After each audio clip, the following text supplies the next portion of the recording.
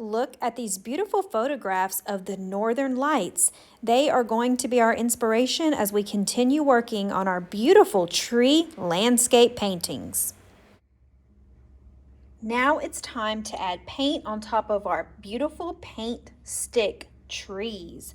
We're still using opposite colors as our chalk pastel. I use the warm colors on my chalk, reds, yellows, pinks, and oranges. So now I'm going to use the cool color paints. So my paint are not going to be the warm colors. Goodbye, warm colors. I'm only using the cool colors.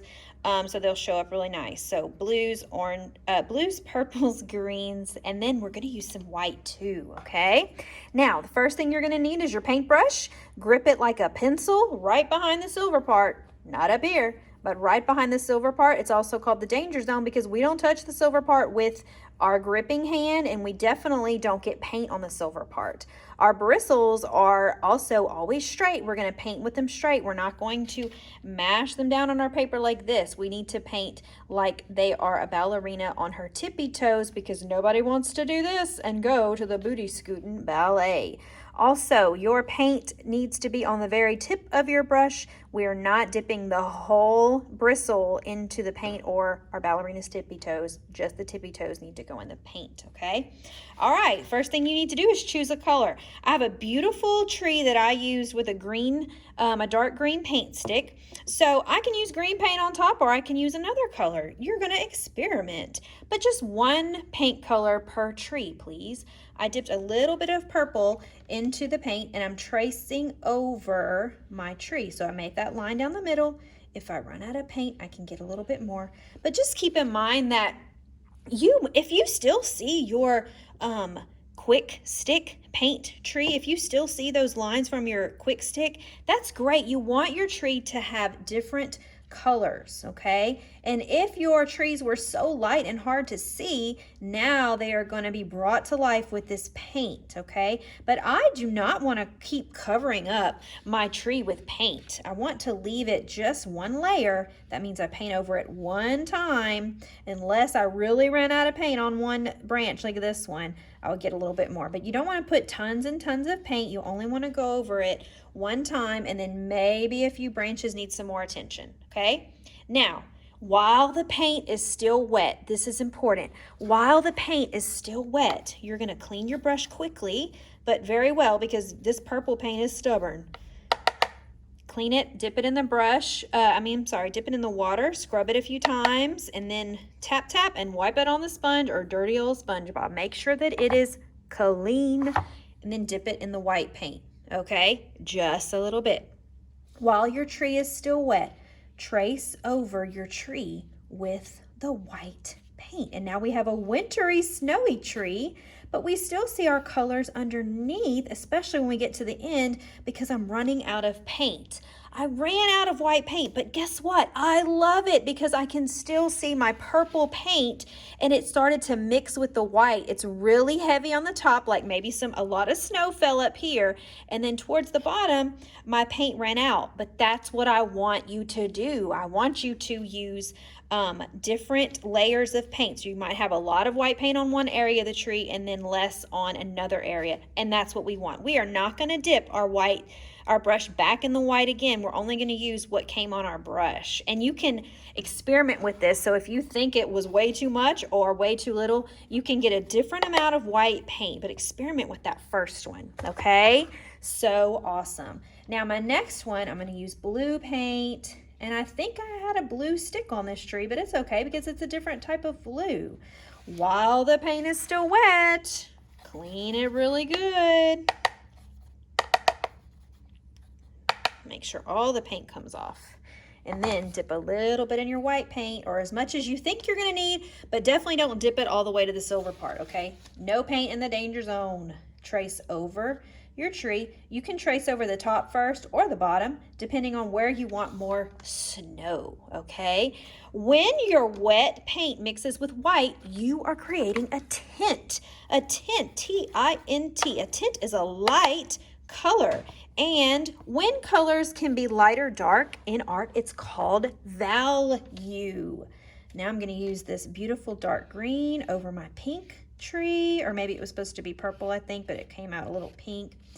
And I'm gonna just go ahead and paint one of my little bitty trees while I still have that green, just because that's less cleaning for me. You only have to clean your brush when you switch colors. So if you use the green paint to paint 2 trees, you don't have to wash it in between. And let's see if I can get the white paint on both trees without having to redip. Oh, the white and the green looks beautiful.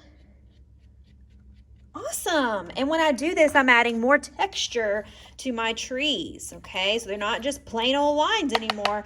Now they look like tree branches. That's called texture. When you create the feeling that your trees may have something that you could touch, like some branches that might be furry or prickly, it's called texture. I'm gonna go ahead and paint my last little bitty tree that was silver with the blue paint, okay?